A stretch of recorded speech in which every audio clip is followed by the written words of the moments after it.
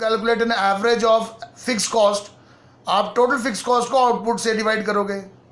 If you want to calculate an average of variable cost, then you divide total variable cost to output. But again if you want to calculate the average of total cost, average cost जो तुम बोल रहे हो, तो total cost divided by output. ये 3 averages हैं. फिर marginal cost, आप टोटल कॉस्ट का डिफरेंशिएट अगले में से पिछला -n-1 का डिफरेंस निकाल के मार्जिनल कॉस्ट निकलेगा. बेटा बात पता क्या है, मैं समझ रहा हूँ आपकी बात, ये पहला साल नहीं है मेरा, लेकिन जब तक आप इसको 1-2 क्वेश्चंस को चाहे थोड़ा गलत थोड़ा सही, फिर थोड़ा ज़्यादा सही, फिर थोड़ा ज़्यादा सही, फिर परफेक्ट होना, ऐसे होगा. तो आप उसको 2-4 क्वेश्चंस निकालो तो फिर ही बात बनेगी. जिसका निकला है वो बताओ मेरे. हाँ बोल. सर एसी और एमसी मैंने निकाल दिया था इसमें. एमसी निकाल दिया? Yes sir. एमसी बोल जरा. सर 50 12 20 50 का नहीं बेटा, 50 कैसे आएगा? 0 पर तो 0 रहेगा ना. जब आउटपुट ही 0 है तो मार्जिनल कॉस्ट कैसे हो सकती है? जब फैक्ट्री में कुछ प्रोड्यूस ही नहीं हो रहा, आउटपुट ही 0 है, तो वो मार्जिनल कॉस्ट होती है हर एक की कॉस्ट. हाँ सर, सॉरी सर, वो गलती से. हाँ, तो 0 ही होएगा. 0 फिर वो क्योंकि ओरिजिन पे था. उसके बाद फिर 12 क्यों? 20 आएगा. 70 - 50 20 आएगा. टोटल कॉस्ट के टेबल में अगले में से पिछले वाले को डिफरेंस करो तो 70, वो तो क्वेश्चन में गिवन था. 70 - 50 आ जाएगा 20. फिर अगला भी 20 है क्योंकि 90 - 70 हो रहा है, वो भी 20. Yes sir. फिर 105 है, 15 आ गया. फिर 20 है, फिर 50, फिर 15 आ गया. ऐसे निकलेगा मार्जिनल कॉस्ट.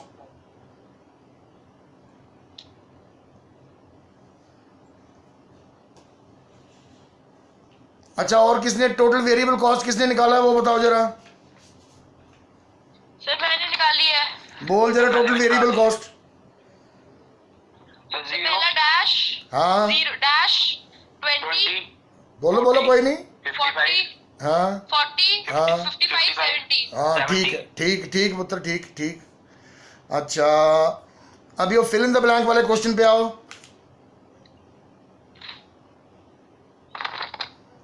जो टीवीसी, एवीसी और एमसी दिया था ना, जो गिवन था, यस सर. है ना, जो जिसमें फिल इन द ब्लैंक्स दिया हुआ था मैंने, यस सर. है ना, उसमें नहीं, अभी तो तूने बोल दिया ना, अभी तू बोल पुत्र एमसी. बोलो जिसने निकाला है वो फिल इन द, और बोलने देना किसी को. सर मैं बोलूं? बोल बेटा. सर एमसी है 12. हाँ फिर 8. हाँ फिर 10. हाँ शाबाश, गुड. ठीक है पुत्र, ठीक निकाला है. टीवीसी बताओ कोई. टोटल वेरिएबल कॉस्ट, वही फिल इन द ब्लैंक वाले में ही. Sir dash. नहीं इसमें क्यों अच्छा 0 लेके किया होगा. ओके ठीक है, सर 12. ठीक. 12 हाँ 20 हाँ 30 हाँ 40. ठीक. अभी लास्ट वाला क्वेश्चन आ जाए. एक और दिया था ना तुम्हें, जिसमें टोटल वो था, क्या दिया था इसमें, क्या गिवन था? सर टीएफसी गिवन था और एवीसी गिवन था. ठीक है, अभी टीवीसी बताओ पहले. ये तो आसान ही हो गया. टीवीसी बताओ. 0 हाँ 22 42 60 76. बिल्कुल ठीक, बिल्कुल शाबाश, गुड. और मार्जिनल कॉस्ट बताओ कोई. मार्जिनल कॉस्ट नहीं निकाली सर, निकालने के लिए बोला था. जब प्रैक्टिस कर रहे हैं तो पूरा ही टेबल निकाल लेना चाहिए ना. मार्जिनल कॉस्ट नहीं निकाली, कोई बात नहीं. सर निकाल दो सर. ओ ऐसे निकल जाना 1 मिनट में ही.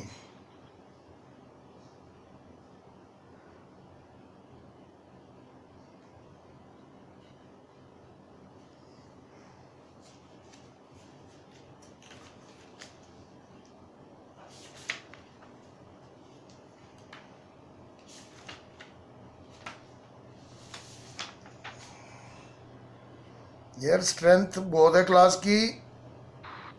रेवेन्यू को हिंदी में कहते हैं आगम, and what it means when producer sells commodity, जब वो सामान अपना बेचता है तो उसको बेचने पर, सेल करने पर जो अमाउंट वो रिसीव कर रहा है, दैट इज कॉल्ड रेवेन्यू।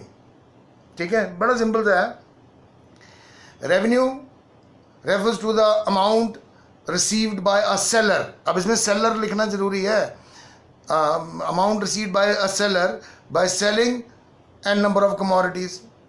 अब इसको अलग अलग किताबों में अलग अलग लिखा होगा। किसी में लिखा होगा sale proceeds of particular output, मतलब सेल प्रोसीड मतलब बेचने पर जो पैसा मिला, और किसी निश्चित संख्या की वस्तुओं को, that is called total revenue. इसी को आप टोटल रेवेन्यू भी कह सकते हो। Total revenue is the total amount of money received by a seller by selling an number of commodities over a period of time is called total revenue.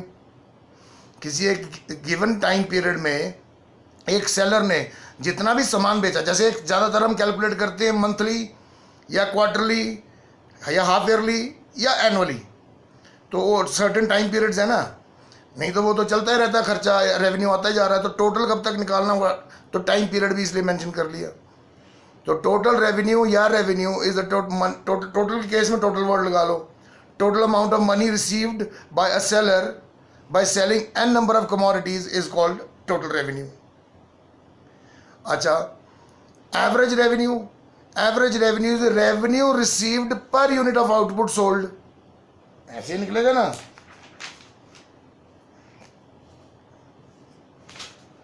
यही फॉर्मूले है ना, वही टोटल। हम पहले टीपी लिखते थे, फिर टीसी लिखा, अब टीआर आ गया। तो टोटल को निकालने के लिए मार्जिनल ऐड होता जाता है। तो आप फॉर्मूले में ऐसे भी लिख सकते हैं, पर हम इसको बाद में करते हैं।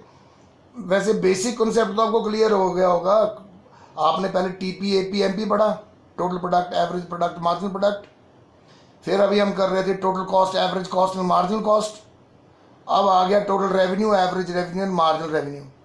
तो रिलेशनशिप तो टोटल, एवरेज और मार्जिनल का वही रहेगा कि टोटल निकलेगा मार्जिनल को ऐड करके, एवरेज निकलेगा टोटल को डिवाइड करके, और मार्जिनल निकलेगा टोटल में से अगले में से पिछले का डिफरेंस।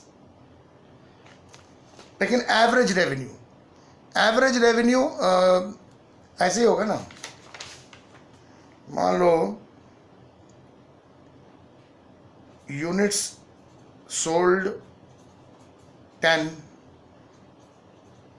प्राइस 5 रुपया, तो टोटल रेवेन्यू आएगा 50 रुपया। ऐसे ही आएगा ना कि अगर किसी सेलर ने 10 चीज़ें बेची हैं, यूनिट्स सोल्ड अगर 10 है और हर एक का प्राइस 5 रुपये में बेची है, तो उसको टोटल पहले पैसे कितने रिसीव किए होंगे, 50 रुपये। अब revenue, average revenue is always equal to price. देखो मैं आपको, अगर एग्जाम में वो ऐसे बोल देता है कि why average revenue is equal to price, तो एक छोटी सी डेरिवेशन भी है, उसके थ्रू आप प्रूव भी कर सकते हो। बड़ी सिंपल सी बात है। Total revenue is equal to price into quantity, whereas average revenue is equal to TR by quantity sold. और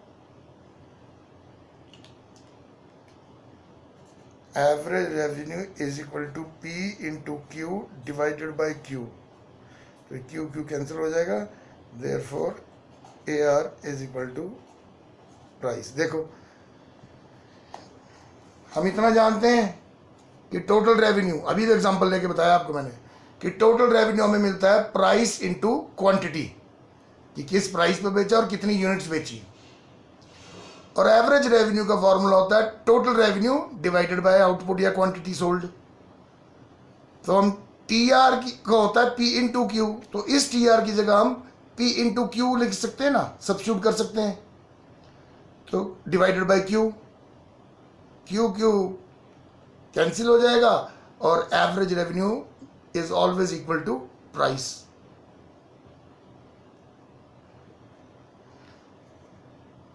दो ही लाइनें हैं, आप इसको बेटर है लिख ही लो। आप इसको ऐसा लिखो, इक्वेशन 1 ये 2, फिर यहाँ लिख दो substituting equation 1 into 2 we get, ऐसे लिख लो, total revenue is equal to price into quantity. और वो क्यों होता है वो मैंने एग्जांपल पहले लेके बता दिया आपको, वो आ गई फर्स्ट इक्वेशन। और एवरेज रेवेन्यू निकालने के लिए हम करते हैं total revenue divided by quantity, ये सेकंड इक्वेशन। तो ये पहली वाली को अगर हम सेकंड में सब्स्टिट्यूट कर दें, मतलब टी आर की जगह सब्स्टिट्यूट कर दें, तो हमें मिल जाएगा टी आर की जगह पी इंटू क्यू। तो P into Q divided by Q, तो क्यू क्यू कैंसिल हो गए, कट गए। तो therefore average revenue is equal to price. और ऐसे ही क्यों सोचना आपने, आप ऐसे भी निकाल के देख लो। यहां पे एग्जांपल ले लो, टोटल रेवेन्यू कितना था 50 रुपये और यूनिट सोल्ड 10, तो निकालो A R is equal to T R by Q, 50/10 is equal to 5। ऐसे आएगा ना कि 10 चीज़ें बेची 5 रुपया रेट पे, 50 रुपया उसको टोटल रेवेन्यू मिल रहा था सेलर को बेचने पर। ठीक है, ये एग्जांपल है हमारा। अगर हमने इससे एवरेज रेवेन्यू निकालना है तो टोटल रेवेन्यू था 50 रुपये, यूनिट्स सोल्ड 10 बेची थी, तो जब हम डिवाइड करेंगे 5 आ रहा, तो देखो 5 प्राइस के बराबर ही तो आ रहा है। तो average revenue is equal to price. अब जो डेफिनेशन बता रहा था मैं आपको, एवरेज रेवेन्यू आप ऐसे लिख सकते हो, average revenue is the revenue received पर आइटम सोल्ड। पर आइटम नहीं है ना ये, अगर 50 रुपये मिल रहे हैं 10 चीज़ें बेचने पर, तो प्रति आइटम 5 रुपये एवरेज रेवेन्यू पर यूनिट ऑफ आइटम सोल्ड। और प्राइस भी 5 रुपये ही है, प्राइस भी 5 रुपये है, और एवरेज रेवेन्यू 5 रुपीज़ है। तो आप इसको इस तरह से समझ के, तो आप डेफिनेशन में आप कैसे भी वर्ड इनकॉर्पोरेट कर लो। इसको बड़ा करना है, आप ऐसे लिख लो, total revenue is obtained by dividing, average revenue is obtained by dividing total revenue by output या यूनिट सोल्ड। ये बिहेवियर रख लो इसका। फिर आ जाओ तीसरा, मार्जिनल रेवेन्यू। मार्जिनल रेवेन्यू मैंने एक कॉमन डेफिनेशन कराई थी आपको कि आप इस सब में ही चला लेना, मार्जिनल प्रोडक्ट में भी, मार्जिनल कॉस्ट में भी, मार्जिनल रेवेन्यू में भी। क्या लिखना है अभी, जैसे मार्जिनल रेवेन्यू लिख रहे हैं, marginal revenue is addition made to the total revenue by selling 1 more unit. अब मैं आपको तीनों रिवाइज करा देता हूँ ताकि आपको तीनों कंपैरिजन में याद रह जाए। जब मार्जिनल प्रोडक्ट था लॉ ऑफ वेरिएबल पोर्शन के टाइम पे, तब लिख रहे थे हम marginal product is addition to the total product by applying 1 more unit of variable factor या लेबर।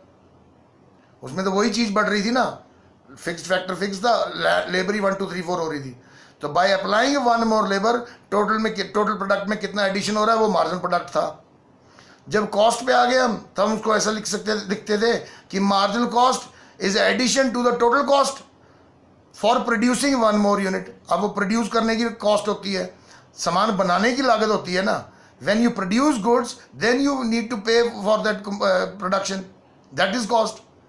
तो मार्जिनल कॉस्ट के केस में marginal cost is addition made to the total cost for producing 1 additional unit या 1 more unit of the commodity.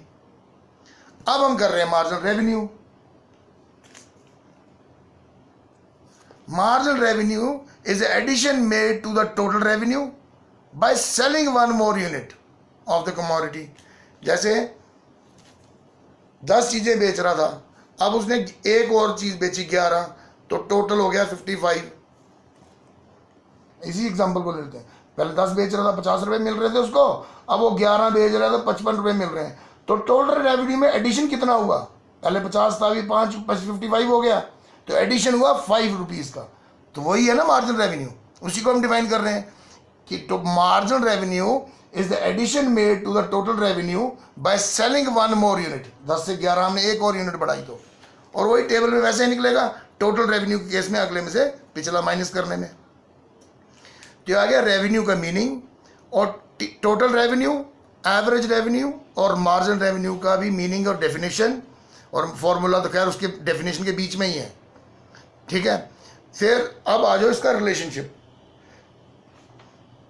एक relationship है AR और MR का। चलो पहले मैं आपको कंबाइंड बता देता हूँ ताकि आपको याद है, हमने एक टॉपिक किया था टोटल यूटिलिटी वाला, जब कंज्यूमर इक्विलिब्रियम किया था हमने, तो उसमें मैंने आपको एक रिलेशनशिप कराया था टोटल यूटिलिटी और मार्जिन यूटिलिटी का। उसका और इसका एक सेम रिलेशनशिप है, सेम रिलेशनशिप, मतलब ऐसा। इसको भी 3 फेजेस में कर लो।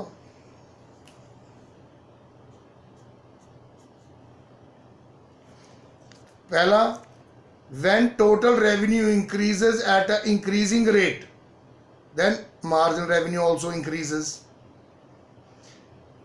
फिर यहां से when margin revenue increases at a decreasing rate, धीमे धीमे बढ़ रहा है, then margin revenue falls.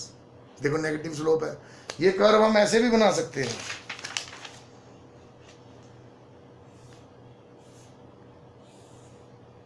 पर वो same law of variable portion जैसे बन जाना है, TR MR।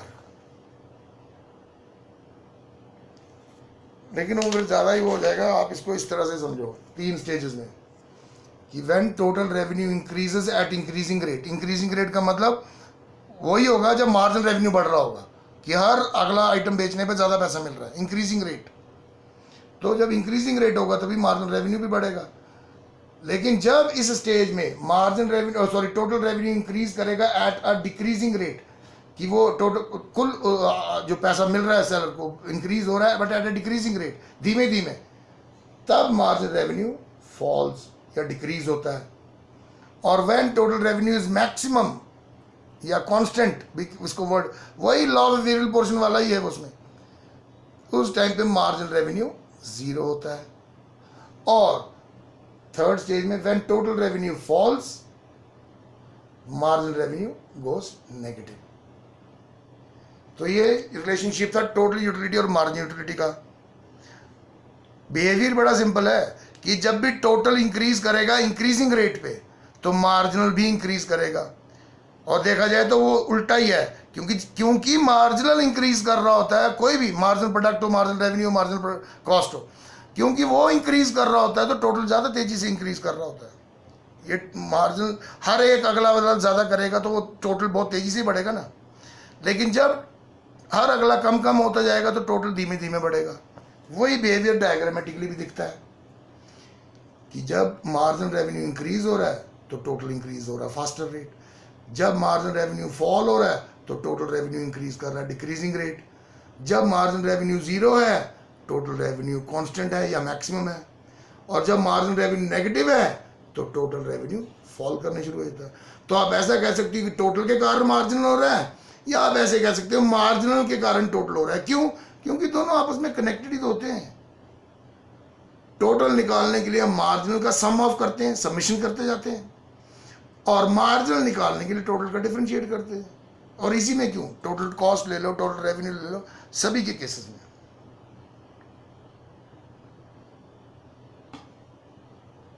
ये छोटा सा ही टॉपिक है, इसमें ज़्यादा कुछ नहीं है।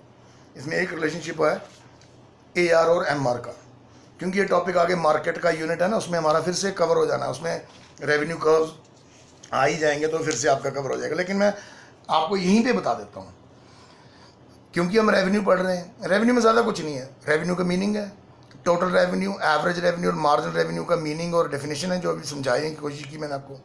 फिर उसके बाद ये एक रिलेशनशिप है TR, AR और MR का। फिर एक बिहेवियर बनता है ये एवरेज रेवेन्यू और मार्जिन रेवेन्यू का। तो वही है जो मैंने आपको एक दिन पहले बताया था कि जब एवरेज इंक्रीज कर रहा होता है तो मार्जिनल ज़्यादा तेज़ी से इंक्रीज करता है।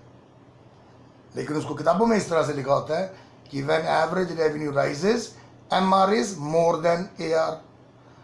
मोर के राइज करने के टाइम पे मार्जिनल मोर होगा, और फॉल करने के टाइम पे मार्जिनल लेस होगा, क्योंकि वो फॉल भी राइज भी ज़्यादा तेज़ी से करता है और वो फॉल भी ज़्यादा तेज़ी से करता है। आप कोई भी कर्व देखो, कोई भी कर्व देखो, आप अगर आप रिकॉल कर सकते हैं थोड़ा सा, जब एपी और एमपी था तब भी जब एपी राइज करता है एमपी ज़्यादा तेज़ी से राइज करके अपने मैक्सिमम फर्स्ट स्टेज में अचीव कर लेता है। लेकिन जब एपी फॉल कर रहा होता है जेंटली तो एमपी इसको ज़्यादा तेज़ी से फॉल करता है और ज़ीरो रीच कर जाता है। ठीक है, अब कॉस्ट कर्व्स होते हैं यू शेप, लेकिन इसमें भी बिहेवियर सेम है। जब एवरेज कॉस्ट फॉल कर रहा होता है तब मार्जिनल कॉस्ट ज़्यादा तेज़ी से फॉल कर रहा होता है, और जब एवरेज कॉस्ट कर्व राइज कर रहा होता है तो मार्जिनल कॉस्ट कर्व ज़्यादा तेज़ी से राइज कर रहा होता है। तो ये बिहेवियर यूनिवर्सल है। सिर्फ ये है कि भाई रेवेन्यू के केस में कर्व इस तरह के आ जाएंगे, कॉस्ट के केस में यू शेप का आ जाएगा, और प्रोडक्शन के केस में वो फिर वैसा आ जाएगा।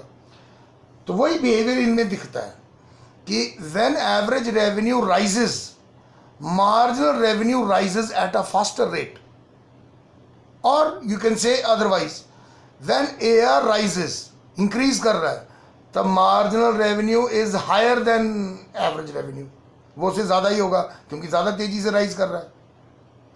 अब तेजी और स्लो मैंने आपको समझाया था।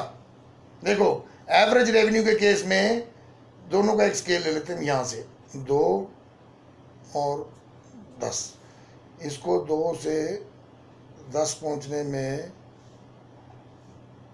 इतने यूनिट्स लग रहे हैं। देखो एक 2 है, ये 10 है, तो एवरेज रेवेन्यू को 2 से 10 की हाइट तक पहुंचने के लिए कितने ज़्यादा यूनिट्स लग जा रहे हैं, तो धीरे धीरे बढ़ रहा है ना। लेकिन मार्जिनल रेवेन्यू को देखो, उसका 2 का यहाँ टच हो रहा है और 10 यहीं पे हो जा रहा है, तो उसके तो कम यूनिट्स लग रहे हैं। ये कॉन्सेप्ट होता है कि तेजी और स्लो हो या फास्ट होने का मतलब क्या है। कर्व का स्लोप, ये मैंने डिमांड के टाइम पे आपको बताया था कि स्टीपर द स्लोप, जितना वो फॉल करने के टाइम पे या राइज करने के टाइम पे, जितना स्लोप स्टीप होगी उतना फास्टर रेट होगा, और जितनी जेंटल स्लोप होगी उतना स्लोअर रेट होगा। तो यही बिहेवियर यहाँ दिखता भी है। बेटा किसी का माइक ऑन है, इसको बंद करो।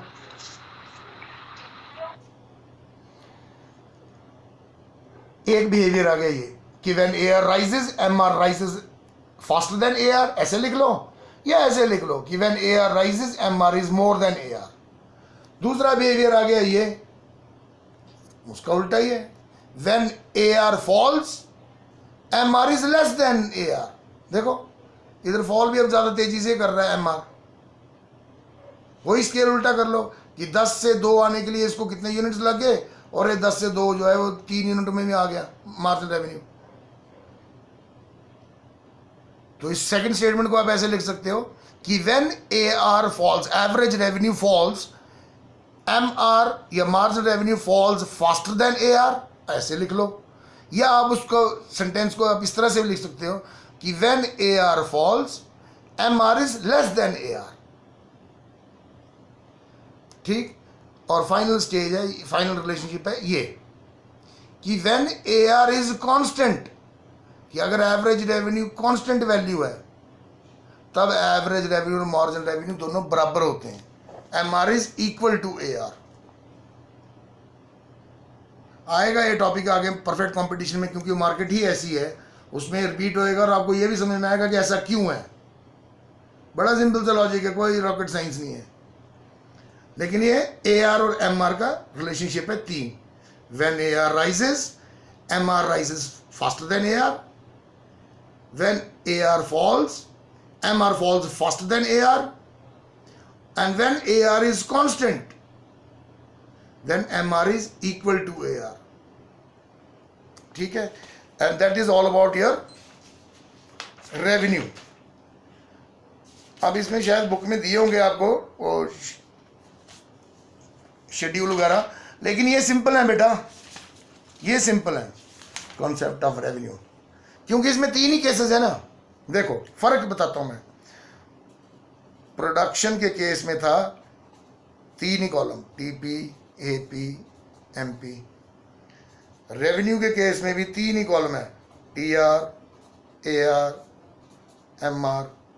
लेकिन कॉस्ट के केस में TFC TVC TC AFC ABC, AC, MC, ये डिफरेंस है। प्रोडक्शन के केस में 3 ही थे, TPA, PNP, ये तो सीधे निकल जाते हैं। कुछ भी ले लो, कोई भी एग्जांपल ले लो, ऐसे ही लेता हूँ मैं। अब ये नहीं बिहेवियर देखना हमने, कोई भी एग्जांपल, जैसे इस केस में हमने टोटली ले लिया, कोई भी ले लो, 2, 5, 10, सारा निकल जाएगा टेबल। एवरेज को आउटपुट से मल्टीप्लाई करो, 1 2 3, 2 1 ज़ा 2, 5 2 ज़ा 10, 10 3 ज़ा 30, टोटल आ गया। एवरेज को टोटल आउटपुट से मल्टीप्लाई किया, टोटल आ गया। अब टोटल से मार्जिन निकल जाएगा, पहला 5, 10 में से 5 गए 5, 30 में से 10 गए 20, मार्जिन आ गया। सेम इसका है जो अभी हम पढ़ रहे हैं, कुछ भी ले लो, यहाँ दिया होगा कोई क्वेश्चन, जैसे मार्जिन रेवेन्यू दिया हुआ 642, 642, सारा निकल जाएगा इससे। आउटपुट ले लेते हैं हम पहले, 1 2 3 आ गया, 1 2 3। अब पहले वाले को बेचने पे 6 रुपये मिल रहा है, तो टोटल मिल रहे हैं 6 रुपये। दूसरा वाला अकेला बेचने पर उससे मिल रहे हैं 4 रुपये, तो 6 और 4 10। तीसरा बेचने पर मिल रहे हैं 5 रुपये, तो 10 पहले मिल रहे थे, 5 और मिल के तो हो गया 15, टोटल निकला है। अब एवरेज निकालना, डिवाइड करते, 6 divided 1 6, 10 divided by 2 5, 15 divided by 3 5, average निकला है। यही था मुश्किल थोड़ा सा, इसीलिए मैंने आपको तो क्वेश्चंस करवाए भी, पूरा एक दिन हमने इस क्वेश्चंस पे लगाया, फिर मैंने आपको होमवर्क में भी दिया था, लेकिन मुझे आंसर जो दिया वो 2-3 बच्चों ने ही दिया। ऐसा क्यों? बेटा 11th क्लास है, लाइटली मत लो इसको, ऐसी बेवकूफ़ी मत करना। और मैंने उस दिन भी आपको बता रहा था, रुको, हम आर्ट्स वालों ने तो शायद हमसे भी ज़्यादा कर लिया है। इतनी बुक में से हम इतनी कर चुके हैं, इतनी सी बची है हमारी इसमें माइक्रो में, हमारा बचे हैं सिर्फ अभी। हम कल सप्लाई स्टार्ट करेंगे तो हो सकता है इस हफ्ते हमारी सप्लाई पूरी हो जाएगी, क्योंकि उसमें काफ़ी टॉपिक्स हैं, लेकिन वो समझ आ जाएगा आपको आसानी से। उसके बाद एक यूनिट बड़ा प्रोडक्शन और इक्विलिब्रियम जनरल एप्लीकेशंस हैं, इसमें इक्विलिब्रियम जनरल इक्विलिब्रियम है। तो ये आप इसको लाइटली मत लो, कहीं आप इसी उसमें हो कि अभी आप 10th का रिजल्ट ही निकला है, अभी रिजल्ट ही निकला है, अगस्त खत्म होने वाला है बेटा 5-6 दिनों में, तो आपका अभी टेस्ट भी आ जाएगा मेरे ख्याल से, यूनिट टेस्ट। मैं फिर से आपको बता देता हूँ कि आज हमने क्या क्या किया, ताकि आप जब रीडिंग मारो तो वो सब दिमाग में बैठे। छोटा सा यूनिट है ये रेवेन्यू, रेवेन्यू का मतलब मीनिंग, डेफिनेशन भी, फिर तीनों concept, total revenue, average revenue, margin revenue, ठीक है, इनका मीनिंग, डेफिनेशन, फिर relationship between total revenue and marginal revenue, TR और MR का रिलेशनशिप, और फाइनली आपको मैंने रिलेशनशिप बताया AR और MR का, इसका यस AR और MR, एवरेज रेवेन्यू और मार्जिनल रेवेन्यू का। और लास्ट है ये न्यूमेरिकल पोर्शन जिसको हम बोल रहे हैं, ये कर लेना बुक में, ये आपकी प्रैक्टिस के लिए दिए हैं, लेकिन ये आसान है बेटा। जिसने कॉस्ट कर लिया ना, जिसने कॉस्ट का शेड्यूल सॉल्व कर लिया, फिक्स कॉस्ट और वेरिएबल कॉस्ट निकाल के, वो ये वाला आसानी से कर लेता है, उसमें कोई इशू नहीं आता उसको। तो कोशिश करना है कॉस्ट का फिर से करने से। अच्छा, इसमें रेवेन्यू में किसी को कोई डाउट है, कोई पूछना चाहता है कुछ, तो आप पूछ सकते हो बेटा।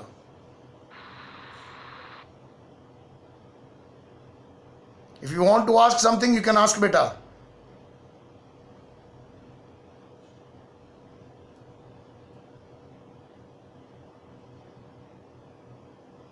बेटा पर एक बात है, आपको कॉस्ट के टेबल्स करने पड़ेंगे, you need to practice.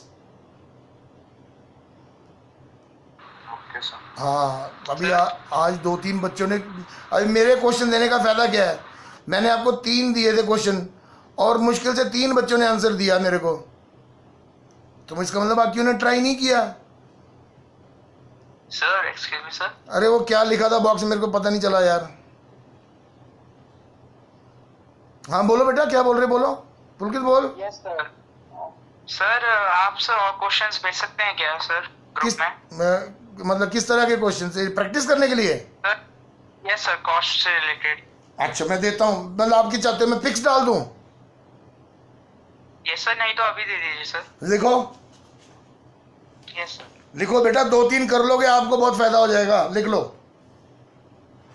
Sir group में ना जो टेक्स्ट बुक का फोटो भी डाल देना। टेक्स्ट बुक में कौन सी बोलूं बेटा, मैं दिखाई तो थी, मैं ये यूज कर रहा हूँ। टेक्स्ट बुक क्या, एनसीईआरटी क्या करनी है आपने? एनसीईआरटी एनसीईआरटी नहीं पढ़नी। एनसीईआरटी में तो मुश्किल से 100 पेज भी नहीं है, उसमें कहाँ इतनी इंफॉर्मेशन है? वो तो कभी भी नहीं आपकी माइक्रो पूरी तैयार हो सकती। फिर टेक्स्ट बुक जो होती है वो सिर्फ टेक्स्ट बुक है, आपको ये बताने के लिए कि आपका सिलेबस क्या है, करिकुलम क्या है, उसके बारे में डिटेल्ड कॉम्प्रिहेंसिव नॉलेज वो तो आपने खुद ही गेन करनी है ना। तो उसके लिए अच्छा ऑथर लेके उसको पढ़ो, ताकि आप पहली बार। सर आपके पास कौन सी है, इसकी फोटो भेज दो। ये देखना ये लिख लो, ये देखो।